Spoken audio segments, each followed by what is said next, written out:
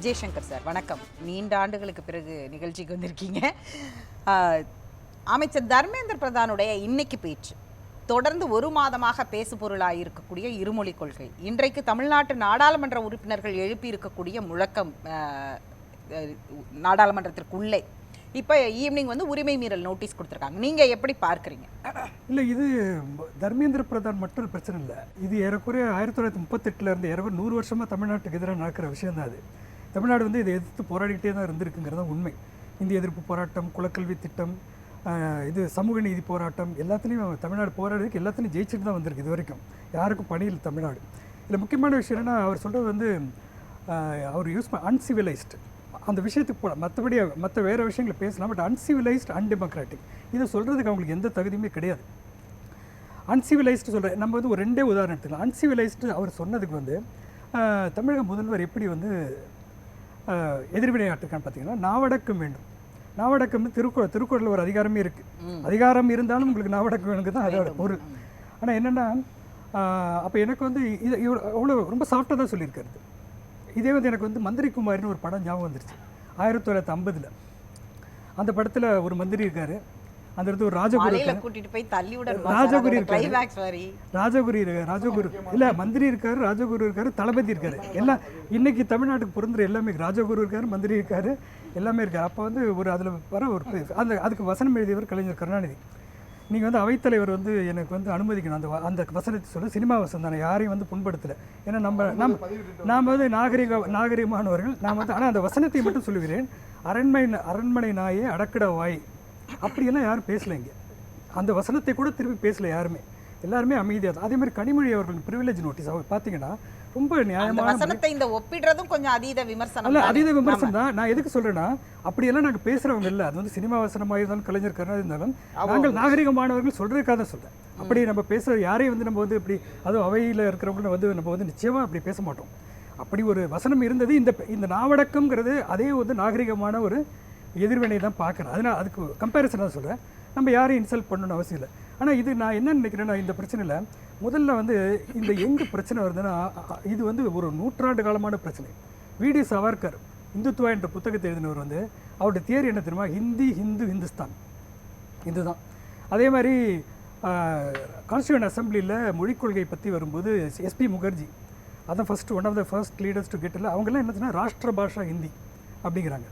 அப்போ என்ன ஆகுதுன்னா, இந்த நரேட்டிவ் வந்து ரொம்ப நாளாக ஹிந்தி, இந்து, ஹிந்துஸ்தான் பற்றி நிறைய நூல்கள்லாம் வந்திருக்கு. இது வந்து நரேட்டிவ் வந்துகிட்டே இருக்குது. அப்போது இதுக்கு எதிர்குறல் வந்து தமிழ்நாட்டிலேருந்து ரொம்ப பலமாக ஒழிச்சிட்டு இருக்குது. ஆனால் தமிழ்நாட்டில் மட்டும் இல்லை, வரலாற்றில் பார்த்தீங்கன்னா ரொம்ப ஆச்சரியமான விஷயம். ஆட்சி மொழி கொள்கையை பற்றி ஒரு அந்த கமிட்டி ஒன்று போடுறாங்க. அந்த ரிப்போர்ட் வந்தோடனையும் தமிழ்நாட்டில் மட்டும் போராட்டம் நடக்கல. பஞ்சாப் அசம்பிளியில் ஒரு தீர்மானம் போகுது. பஞ்சாபி தான் அஃபிஷியல் லாங்குவேஜ்னு. பெங்கால் அசம்பிளியில், பல அசம்பிளிஸில் வந்து அசாமீஸ் தான் இருக்குன்னு சொல்லி, இது தமிழர்களை மட்டும் அப்படி வந்து அப்படி அவர்களுடைய குரல் மட்டும் அல்ல. அப்போ என்னென்னா, என்ன சொல்றாங்களே, மூமொழி கொள்கை பக்கத்துல இருக்கிற தென்னிந்தியாவுல கர்நாடகாவுல இருக்கு, கேரளாவுல இருக்கு. லிட்ரசி ரேட்ல ஒன்றும் பெரிய வித்தியாசம் இல்லை. அவங்க ஏன் வந்து எதிர்க்கலாம்?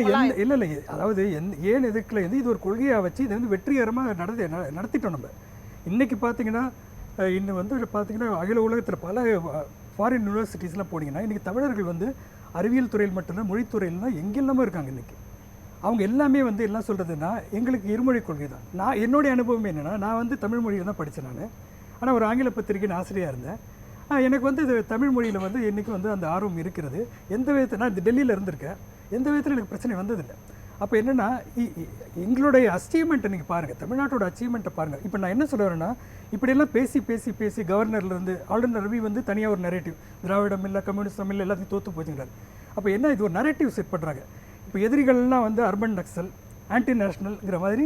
இப்போ ஒரு காலத்தில் வந்து அறிஞர் அண்ணா வந்து பேசும்போது, அதாவது திராவிட நாடுங்கிற கோரிக்கை வந்து கைவிடுறாரு. அதுக்கான காரணங்கள் இன்னும் இருக்குன்னு சொல்லி தான் விடுறாரு. ஆனால் அவர் எவ்வளோ டெமோக்ராட்டிக் இந்த விஷயத்தில் இருந்திருக்குன்னா, டெமோக்ராட்டிக்காக நடந்திருக்காருன்னா, மொழிக் கொள்கை பற்றிய ஒரு விவாதத்தை பண்ணும்போது என்னை பிரிவினைவாதி என்று சொல்கிறார்கள். நான் வந்து ஒரு பிரிவினை பேசும் ஒரு சட்டமன்றத்தில் நான் வெளியே போய் வந்து நான் வந்து பிரபலம் ஆயிடலாம், அதனால் எனக்கு வந்து பாதிப்பு ஏற்படும். ஆனால் நாங்கள் கேட்பது, மொழிக்கு நீங்கள் பிரிவினை எப்போ ஏற்படும்னா, மொழிக்கு நீங்கள் அங்கீகாரம் கொடுக்கும்போது பிரிவினை ஏற்படும். அது லெனினோட ஒரு கொட்டேஷன் இருக்குது. அதாவது ரொம்ப அழகாக சொல்லுவார், பிரிந்து போகும் உரிமைன்னு ஒன்று இருக்குல்ல. பிரிந்து போகும் உரிமை என்று இருப்பதனாலே எல்லாம் பிரிஞ்சு போயிட மாட்டாங்க. அதுக்கு ஒரு உதாரணம் என்ன சொன்னால், விவாகரத்து உரிமை இருப்பதால் எல்லாம் விவாகரத்து செஞ்சுறதில்ல. எங்கே பிரச்சனையாக இருக்கோ அங்கே தான் வந்து பிரிஞ்சு போகிறாங்க தான். அப்போ அண்ணா வந்து அவ்வளோ அழகாக டெமோக்ராட்டிக்காக தான் சொல்கிறார். முக்கியமான விஷயம் என்னென்னா, நாங்கள் இந்த மொழிக்காக மட்டும், தமிழுக்காக மட்டும் கேட்கல, இங்கே 8வது அட்டவணைக்கு 14 மொழிகளையும் நீங்கள் வந்து தேசிய ஆட்சி மொழியை ஆக்க வேண்டும். இப்போ 22 ஆயிடுச்சு, அதுதான் சரியான கோரிக்கையாக இருக்கும்னு அப்படி. அதே மாதிரி கலைஞர் கருணாநிதி அவர் வந்து என்ன பண்ணுறாரு, ராஜமன்னார் கமிஷன் போடுறாரு. ராஜமன்னார் கமிஷன் வந்து மாநில மத்திய மாநில உரிமைகளை பற்றி அதை பற்றி அந்த கமிஷன் ரிப்போர்ட் பார்த்தீங்கன்னா அதை வச்சு ஒரு தீர்மானம் போடுறாரு 1974. அந்த அசம்பிளியில் பேசும்போது என்ன சொல்கிறாருன்னா, ரொம்ப அருமையான ஒரு ஸ்பீச் இருக்குது. என்ன சொல்கிறாருன்னா, நாங்கள் மாநில சுயாட்சி கேட்பது எங்கள் மாநிலத்துக்கு மட்டுமல்ல, எல்லா மாநிலத்துக்கும் சேர்த்து தான் கேட்குது. எல்லாருக்கும் இன்றைக்கி பிரச்சனை அது மத்திய. அப்போது இது இவங்க என்ன சொல்கிறாங்கன்னா, இந்த நரேட்டிவ் செட் பண்ணிவிட்டு இவர்கள்லாம் பிரிவினைவாதிகள். இன்னைக்கு பார்த்தீங்கன்னா இந்த நரேட்டிவ்ஸ் மூலமாக என்ன மாதிரியாக இங்கே மாற்றம் வரும்? இங்கே மாற்றம் வராது. இங்கே வந்து என்ன ஆகும்னா, தமிழ் உணர்வு இருக்கவங்க எல்லாருமே வந்து இந்த முதல்வர் எடுக்கிற இந்த முயற்சிக்கு பின்னாடி ஒரு கன்சாலிடேஷன் ஆகணும். இது அவங்களோட நோக்கம் அது இல்லை. அவங்க வந்து வேணே ப்ரொவோக் பண்ணிக்கிட்டே இருக்காங்க. பல விதத்தில் ப்ரொவோக் பண்ணும்போது என்ன ஆகுதுன்னா, அவங்களோட விஷயம் என்னென்னா, இங்கே நார்த் இந்தியாவில் அவங்களுடைய கான்ஸ்டியூவன்சியை உறுதிப்படுத்துறதுக்கான வேலை. அங்கே பார்த்தீங்கன்னா இன்றைக்கி யோகேந்திர யாதவ் போன்ற ஒரு நியாயமாக பேசக்கூடியவர்கள் ஏன் மும்மொழி கொள்கையை ஏற்றுக்கொள்ள முடியாது என்று ரொம்ப அறிவிலித்தனமாக அறிவுகட்டன் வந்து அன்பார்லிமெண்ட் அப்படி பேசுகிறாரு. அதனால் என்ன பலன்? நாங்கள் ஒரு விவாதம் நடத்தினோம். 91% ஹிந்தி மாநிலங்களில் ஒரு மொழி தான் தெரியுது, அவங்களுக்கு அது கூட பேச தெரியலங்கிறது உண்மை. இன்னொன்று வந்து யாருக்கு மொழி தேவைப்படும் அப்படின்னா, இங்கேருந்து மைக்ரேட் பண்ணி போகிறவங்க. அப்போ ஒரு ஸ்டாட்டிஸ்டிக் என்ன சொன்னால், 14% பேர் தான் பெர்மனெண்ட்டாக அங்கே குடியிருக்காங்க போகிறாங்க. அதில் வந்து வேலைக்காக போகிறதாக, திருமணம் செய்து அங்கே போகிறவங்க அவங்க வேணும்னா கற்றுக்குறாங்க. இன்றைக்கி அங்கே எங்கே போயிருக்கும் தமிழர்கள் வந்து அந்த மொழியை கற்றுக்கொள்வதில்லை. அங்கேருந்து வர இந்தி மொழிக்காரர்கள் வந்து இதை கற்றுக்குறாங்க. இங்கே தமிழை கற்றுக்குறாங்க தெரியுது. நான் என்ன சொல்ல வரேன்னா, ஏன் வந்து அது ஒரு இயல்பா ஒரு வாழ்வியல் முறையில ஒன்றாதான் இருக்கு. நம்ம எங்க போறோமோ, அது தொழில் நிமித்தமாவோ இல்ல திருமண நிமித்தமாவோ கல்வி நிமித்தமாவோ போகும்போது அங்கேயே கற்றுக்கொள்கிறோம். ஆனால் இங்க ஒரு வாதம் வைக்கப்படுது இல்லையா, அதாவது ஒரு ஏழை மாணவர்களுக்கு கிடைக்கக்கூடிய ஒரு மூன்றாவது மொழி கற்றுக்கொள்ளும் வாய்ப்பை மறுக்கப்படுகிறது. இருமொழி கொள்கைன்னு வச்சு மறுக்கிறீங்கன்னு ஒரு வாதம் வைக்கிறாங்க. அதற்கு என்ன பதில்? எல்லா விதமான போராட்டங்களும் தமிழ்நாட்டுக்கு இந்த மாதிரி ஒரு கோரிக்கை தமிழ்நாட்டில் வந்திருக்கா, எங்களுக்கு 3வது மொழி கொடுங்கன்னு. இப்போ நடக்கிற உண்மையிலே கல்வி முறையில் தமிழ்நாட்டில் மட்டும் இல்லை, எல்லா இடத்துலையுமே மொழிக்கல்வி என்பது ரொம்ப மோசமாயிட்டு இருக்குங்கிறது உண்மை. மொழிக்கல்விங்கிறது ரொம்ப, ஆங்கில கல்வி எனக்கு தெரியும், ஆங்கில மொழி கல்வி எந்த அளவுக்கு மோசமாக இருக்குன்னா, இன்றைக்கி வர மாணவர்கள் ஸ்டூடெண்ட்ஸு இன்றைக்கி பத்திரிகைகள், ஆங்கில பத்திரிகைகள் வரும் பிழைகள் பார்த்திங்கன்னா அது ஒரு ரியல் பிரச்சனை. அது எல்லோரும் சேர்ந்து தீர்க்க வேண்டியது. ஒரு ஸ்டாண்டர்ட் ஆஃப் எஜுகேஷனுங்கிறது பண்ண வேண்டியிருக்கு. தமிழ்நாட்டிலும் பல விஷயங்கள் நம்ம வந்து இன்னும் போக வேண்டிய தூரம் இருக்குது. ஆனால் நீங்கள் மொழியை சொல்லி ஒரு முக்கியமான விஷயம் தடுக்கிறீங்க. நீங்கள் இன்க்ளூஷன், தமிழ்நாட்டோட பெரிய ஒரு அச்சீவ்மெண்ட் என்னென்னா, எல்லாரையும் வந்து இன்க்ளூசிவாக வந்து உள்ளுக்குள்ளே கல்விக்குள்ளே இன்றைக்கி வர திட்டங்கள், இன்றைக்கி முதல்வர் இருக்க திட்டங்கள்லாம் பார்த்திங்கன்னா அது வந்து கல்விக்குள்ளே கொண்டு வரும். அதற்கு பிறகு ஸ்டாண்டர்ட் ரைஸ் பண்ணுறதுக்கு ஒன்று தனியாக இருக்கும். ஸ்டாண்டர்ட் ரைஸ் பண்ணுறதுனா நீங்கள் அகில இந்திய அளவில் இங்கே வந்து ஒரு ஸ்டாண்டர்டுக்கான ஒரு பண்ணுங்க, அது திட்டம் போடுங்க, அதெல்லாம் யாருமே வேண்டாங்களே. ஆனால் எந்த விதத்தில் தமிழ்நாடு குறைந்து விட்டது அப்படின்னு பார்த்தீங்கன்னா எந்த விதத்திலும் குறையில்லை. தமிழ்நாடு வந்து ஆரம்பத்தில் இப்போ அமைச்சர் வந்து மறுக்கிறார், நாம ஒருபோதும் ஒப்புக்கொள்ளவில்லை. எம்பிக்கள் அத்தனை பேருமே அதை சொல்றாங்க. ஆனால் அவர்கள் ஆரம்பத்தில் ஒப்புக்கொண்டார்கள், இப்பொழுது ஒப்புக்கொள்ளவில்லை அப்படின்னு ஒரு வாதம் வைக்கிறார்கள். அதை வந்து மினிஸ்டர் அன்பில் பொய்யாமொழி வந்து ரொம்ப தெளிவாக சொல்லிட்டாரு. அவருடைய பேட்டி ஒன்று பார்த்தேன் நான். அதில் வந்து நாங்கள் என்ன சொல்கிறோன்னா, ஒரு கமிட்டி அமைப்போம், அந்த கமிட்டி ரெக்கமெண்டேஷன் எப்படி இருக்குன்னு நமக்கு தெரியும், அதற்கு போய் ஏற்றுக்கிட்டேன். இது வந்து ஓப்பனாக வந்து இதுதான் privilege issue, misleading the house. அது வந்து இங்கே இருக்கும் பாராளுமன்ற உறுப்பினர்கள் பேச்சுவார்த்தை நடத்தி அதில் என்ன பேசினாங்கன்னு தெரியும். எனக்கு நாளைக்கு வந்து அநேகமாக டாக்குமெண்ட் கூட வெளியே வந்துடும், என்ன பேசுனாங்க என்ன வருதுன்னு. இன்றைக்கி என்ன சரி, இன்றைக்கி ஒரு ஸ்டேட்மெண்ட் என்ன, நீங்கள் 10,000 கோடி கொடுத்தாலும் எங்களுக்கு மொழி கொள்ளையை மாற்றிக்க மாட்டோம் அப்படின்னு. அது அந்த தைரியம் எங்கேருந்து வரும்னா, எங்களுக்கு தெரியும் நாங்கள் என்ன சொன்னோன்னு. அந்த மாரல் ரைட் இருக்குல்ல, மாரல் அத்தாரிட்டி தமிழ்நாட்டு பக்கம் தான் இருக்குது.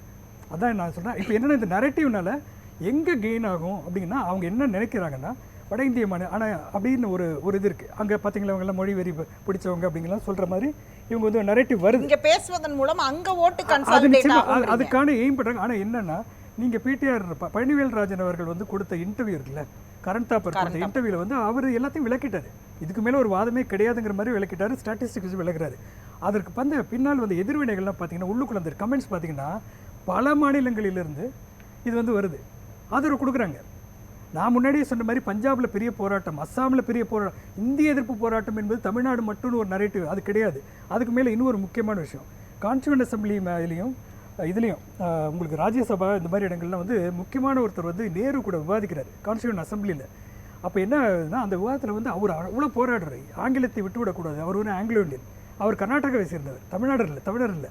அவர் அந்த போராடும் போது என்ன நடக்குதுன்னா அப்போ வந்து ஒரு முக்கியமான அந்த ஆட்சி மொழி கொள்கை 1963 வருதில்ல, வரும்போது அவர் என்ன சொல்கிறாருன்னா அதில் வந்து நீங்கள் வந்து அதில் வந்து ஹிந்தி அதாவது இங்கிலீஷ் கண்டினியூ ஆகுமா இல்லையாங்கிறது தான். ஆங்கிலம் மே கண்டினியூன்னு தான் சொல்கிறாங்க. மே கண்டினியூன்னு சொன்னீங்கன்னா மே நாட் கண்டினியூன்னு இருக்குது. நீங்கள் வந்து ஷால் கண்டினியூனா நிச்சயமாக எங்களுக்கு தெரியும். இப்படிப்பட்ட போராட்டத்தை நடத்துவர் தமிழ்நாட்டிலேருந்தும் பேசுனாங்க, ஆந்திர பகுதியில் வந்து பேசுனாங்க, பெங்காலி அசம்பிளியில் அதனால் இது வந்து ஏதோ தமிழ்நாட்டின் பிரச்சனை மட்டும் இல்லை, மற்ற மொழிகள் பேசுகிற எல்லாருக்கும் இது ஒரு முக்கியமான பிரச்சனையாக தான் இருக்குது. இன்றைக்கி போஜ்பூரி இதுலேருந்து பல குரல்கள் வருது, நல்ல படங்கள். மராத்தி பம்பாயில் வந்து இந்தி மொழி வந்து எப்படி மராத்தி படங்கள் என்ற அருமையான படங்கள் வந்துட்டுருக்கு. அது எப்படி வந்து இன்றைக்கி அடையாளம் தெரியாமல் இருக்குது? அதுதான் பிரச்சனையே. அப்போது எங்களுக்கு என்ன பிரச்சனைனா, நீங்கள் எந்த விதத்தில் தமிழ்நாடு குறைந்து போய்விட்டது, எந்த விதத்தில் வந்து இந்தி பேசும் மாநிலங்கள் வந்து உயர்ந்து விட்டதுங்கிறது காமிக்க ஸ்டாட்டிஸ்டிக்கில் எந்த இதுவும் கிடையாது. நீங்கள் இன்றைக்கி எடுத்திங்கன்னா குழந்தை பிறப்பு விகிதம் எல்லாத்துலேயும் பார்த்தீங்கன்னா தமிழ்நாடு வந்து ரீப்ளேஸ்மெண்ட் ரேட்டுங்கிறது 2.1, அதுதான் வந்து கரெக்டாக ஸ்டெபிலைஸ் ஆகும். இன்றைக்கி தமிழ்நாடு வந்து 1.8 போயிடுச்சு. அதுக்காக அந்த மறுசீரமைப்புன்னு ஒரு பிரச்சனையை கொண்டு வராங்க. எல்லாத்துலேயுமே சாதித்த பிறகு நீங்கள் சாதித்தவங்கக்கிட்டே ஏன் வந்து தகராறு பண்ணுறீங்கிறது தான் பிரச்சனை. இது 100 ஆண்டு பிரச்சனை.